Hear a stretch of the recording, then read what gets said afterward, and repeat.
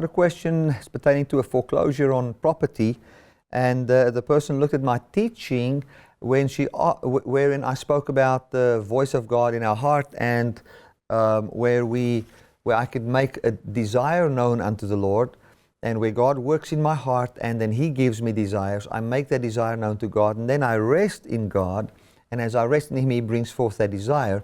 And what they want to know is, if there's a foreclosure on the house or on the property, can they go and say, well, the desire in my heart is to live in this house, make that known to God, and then quote scriptures and study for scriptures and stuff, and see as if that would then cause, or if that would be the right thing to do in this course of keeping the property.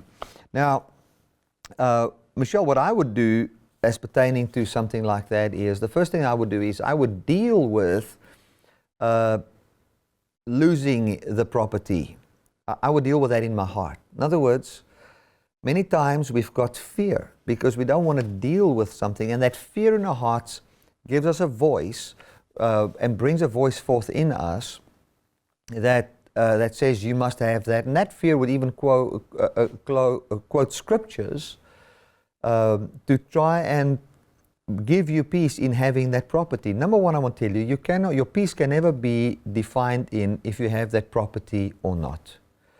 So when it comes to physical things like that, I deal with it, and I would say with it, well, there's a good chance, there's about 95% chance in me losing this property. So God, I want to come, and would you show me how you will provide for me even if I lose this property? And when I have peace with that situation, then I know that situation cannot be a voice to me anymore. It cannot tell me what I must do. And it cannot want to bring forth what can I call it, spiritual things to do. It cannot even be a voice in the name of God for me or anything like that. If I lose it, it's okay. And it's really okay in my heart. And then from there, I would find what goes on in my heart. If I look at my situation, I live here in Malmesbury. I've got my own property. We've got the property next to that where our office and our studio is, where I do these recordings and everything, and I really enjoy this. And if it would happen that I would lose this, what I would do is I would say, God, my true desire is actually just to have a studio where I can preach the gospel peacefully, where I don't have to worry about noises and wind and telephones and everything, where the lights are all the time the same. I don't have to worry about shooting outside and those kind of things. That is really what I want, and I make that known to you. Now, if it is in this house or in the next one or wherever, my desire is not actually this house. My desire is something else. I want to peacefully preach the gospel. I can even get a better place than this. Who knows? So what I would say is, just how I would not go and quote verses to try and keep a place. To me, that is already showing that I'm trying to keep the place by quoting verses and persuading my own heart. So if I can give you advice on what to do in that situation, is simply deal with the fact that you can lose that place.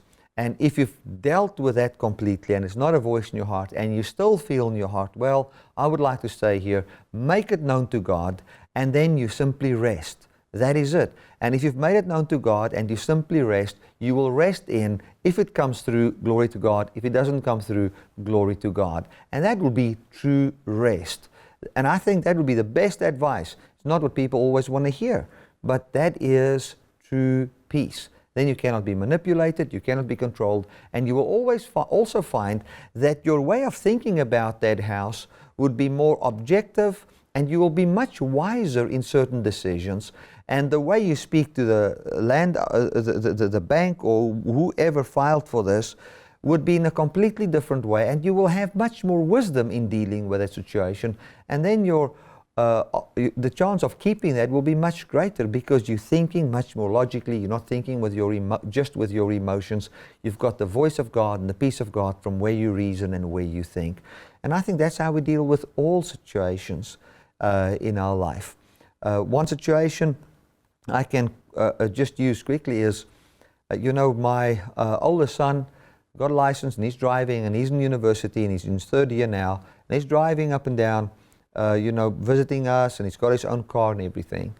And in a parent's heart would always be a thing of, I just want my child to be safe. I don't want him to be make an accident. I want him to be safe. And you know, the first time I was driving, I was thinking, man, you know, God will protect us and all those kind of things. And I started to quote, you know, think of some verses of protection, you know, Psalm 91 or whatever. And as it came into my mind, I felt that is not the way to deal with it. What I'll do is I'll rather go in my room and I'll deal with the fact that my son can die and that he can lose his life or be injured or roll the car or whatever. And I went and I dealt with that and I said, Lord, that is a possibility. Can you please show me how in the worst scenario you will provide for me? Because your heart wants to know, what will God do in the worst scenario? And once that was dealt with, then I had true peace. And you know what? Since that day, I've just got this peace in me that my son will be okay. And I'm not even thinking if he would be safe or not. The same thing with his university and studies and costs and everything. I've dealt with the worst. What if we can't pay for him? What then? Well, then he might not be going to university anymore. And what then? Then he's going to come home. And what will we do then? Then we'll save up and we'll get him a local job here or something. He'll work a bit, he'll work for me, whatever we can do. And we'll save up some money. And then he will study 1 year. And once that year is finished, if we don't have enough money, then we'll wait another 2-3 years, save it up, and then he'll finish his degree. And then he will have it, and then we can continue with it. So once we've dealt with the worst scenario, then it's as if your heart doesn't seek the what if anymore, but you can continue in peace. You can continue in joy. So I hope this gives you some clarity on just the process, or from where I think it's a healthy way to approach this. But no, in every case, I cannot give you an answer from God all the time, because you will find so many different situations with so many people going through different situations. You can't give say, I tell you, you must do this or you will keep the place or anything. I'm not a prophet that's going to prophesy those things. What I can say to you is that always deal with the worst scenario. Otherwise, that worst scenario will always be a voice, and from fear you will approach the scriptures. And that will be not a healthy situation. That will cause a lot of disappointment and hurt, and you will have no peace. So once you've dealt with the worst, then your heart will be much open, and I'm sure you will see a way in how to go about that. And then you make your desire known to God and you rest. Glory to God. Thank you so much for asking the question. I hope what I've said helps you and encourages you. God bless.